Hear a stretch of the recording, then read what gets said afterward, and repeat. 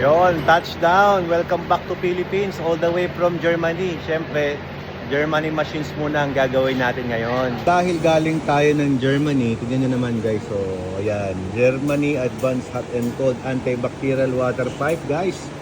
Ayan po ang gamit naming mga tubo dito sa Watermax Enterprises. Ayan, lahat po yan. Yan ang gamit natin. Yon, magandang tubig po sa inyong lahat. Nakita nyo yung mga nakahilerang yan. 1, 2, 3, 4, 5, 6, lahat po yan package 9. Wow. Parang ngayong buwan po ay more on package 9 ang ating mga orders. Ito, lahat. Mayroon ng may-ari ito. Mga taga-agubusan pa yan. No? Ang daming order ng package 9. Pinaka-best selling talaga namin ngayon ng package 9. Eh. Tsaka, ito, karamihan dito, mga repeat order na ng mga customer namin. Yung lumakas na yung water station, tapos bumili ulit ng isa pang machine. Ganon karamihan, tinan nyo guys yung binubuo doon. No? Hanggang dun sa aming hydro testing. Yan.